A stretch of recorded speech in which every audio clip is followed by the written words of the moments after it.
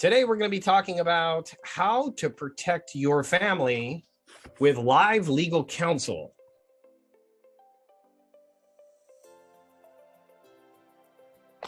Today, with the author of Keep Your Life, How to Keep Your Loved Ones, right?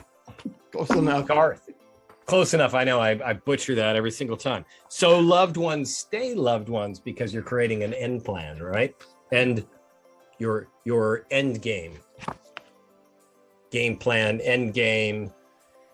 Garth's going to give me lots of grace here. I'm just grateful to have him here because the entire cover to cover is full of the most important thing in my life, which is protecting my family. Highest value is protecting my family at all costs. And it's an amazing story, even just reading your intro, Garth, on the fact that you purposely stepped into marrying your wife and having children you didn't think you could have, and then adopting children who needed a home. Absolutely blows me away, but shows us how much you value family. And so you are an expert in this field because you've made the sacrifices necessary to demonstrate to all of us at what level you're willing to go to protect your own family. And so that's why I pay so close attention to what you have done and what you've learned, and now what you do to help others who care as much about family as you do. And today we're going to be talking about chapter 4 in the first section of your book about your relationship with others in the world. And today we're talking about your relationship with others with the lens of the law, right? Yes. Because often we move forward thinking that, oh, I'm dealing with people based on trust and love and handshakes, but sometimes things don't always go our way.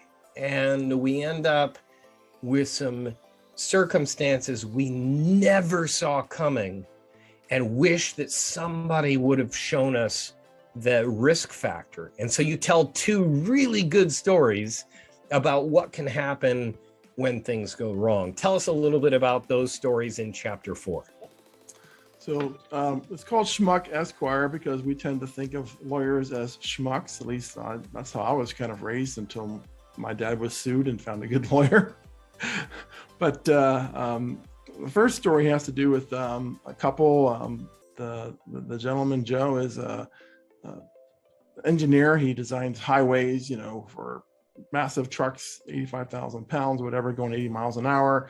He's very detail oriented, but he also is paranoid that, attorneys overcharge and they don't deliver that much. So he downloads a power of attorney form for his aging mother.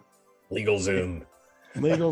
And in his state, he downloaded not answering the questions or answering them correctly.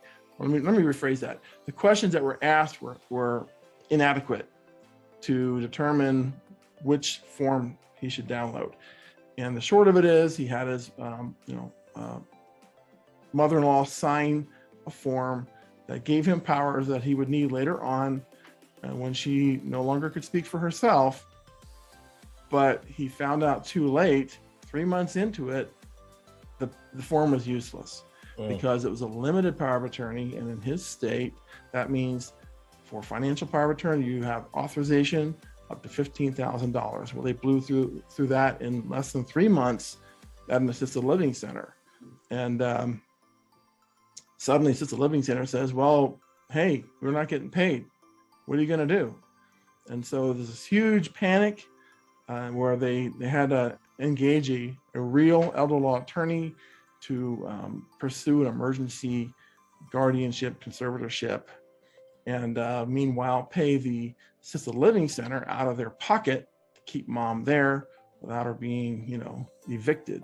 So Mr. Anal Retentive, dot the I's, cross the T's, he got busted by going on the cheap. And then he realized that his, mother-in-law, when she was there, she needed higher levels of care, and it got expensive quick. He thought maybe they could do it at home, and realized that's even more expensive. And then he started having these guilty feelings that, his mother-in-law was like a hole in his pocket, and, whatever estate was there was being cannibalized by her care. And it's like, that's wrong. I shouldn't think that way. That's just not right. Harry, her husband, who left, departed early, he was a World War II hero and did all the right things. It's like he wants the best for Gloria, his wife, and this man's mother-in-law.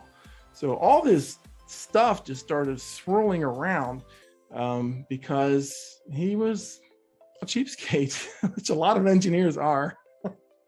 I was in that field for 20 years.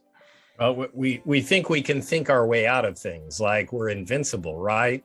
Oh, yeah. And unless you've experienced long-term care personal, unless you've seen it up front, you don't appreciate it. But I tell you what, anybody who's lived through it, having to take care of a parent, all of a sudden they are the most proactive people possible because they suffered through. And I think that for most of us, if we care about our families, why wouldn't we want to find a way to avoid our children from having to go through a similar circumstance? Right.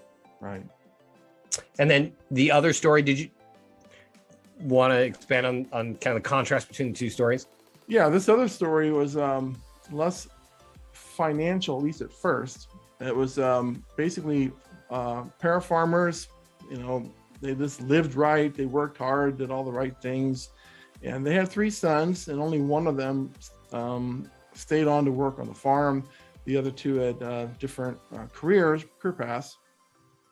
So when this couple passed away, they just figured everything would work itself out. Well, what happened was the son with all the sweat equity, he gets a third, and his brothers each get a third. Well, you can't really divide a farm up into thirds. It doesn't work. You just don't take a chainsaw to the barn or a welder or a cutting torch to the tractor. It just doesn't work. So they're in this quandary, and the one brother, wanted to be helpful and just kind of make things right. But the other brother's like, hey, I got 4 kids in college, man. I want my third. And it was just, it just went from, they used to have these big parties together in the barn, and Bob for apples, and they'd have big spreads for Thanksgiving and Independence Day meals and picnics, and all of that ended. All that, it just everybody who was so tight knit ended up being they didn't want to deal with each other anymore. And so they finally resolved it, but it was just super expensive, involved a lot of taxes that didn't need to be paid, legal fees that didn't need to be paid. And I'm sure the legal fees and taxes were hundreds of times more than what a legal fee would have been for the parents to originally draft an estate plan. Easily hundreds of times more. So, I mean, it's so much less costly financially and emotionally, and family happiness. There's a lot at stake. Yeah. A lot at stake. We spend a lot more on a vacation or a car than we'll need to spend with an attorney. But the value of doing things right and avoiding these problems is, you can't quantify it. Right. And it is always those, for those of you who family is a priority. So the first story more be about primary family and the quality of life for the primary family. But in this particular story, or it reminds me of a parable, right, is that we learn our greatest wisdom comes from parables, no matter what religion you're from. And this is much like a parable of, hey, let's learn from those who've gone before us. But this is about protecting the extended family, brothers and sisters and the estate of our parents. And so if they haven't taken care of it, being proactive and trying to implement that into your end game is essentially important, because you don't want to blow up those relationships you've spent a lifetime solidifying. Because at the end of the day, friends will come and go, but family's there forever. So the last place that you would want to blow up relationships, of course, is family. So such a helpful reminder. Super grateful.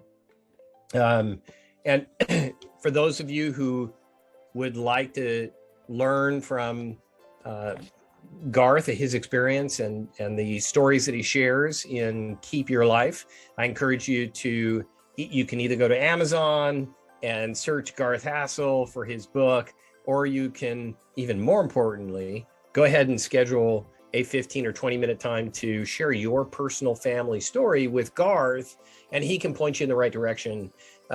Garth does this in my mind, as a philanthropist, because you care so much about others and about family, and you're out there preaching that every day, but you're living it and not just telling others. And so I'm super grateful for all the sacrifices that you made. And I think others would really benefit from taking advantage of spending 15 to 20 minutes with you.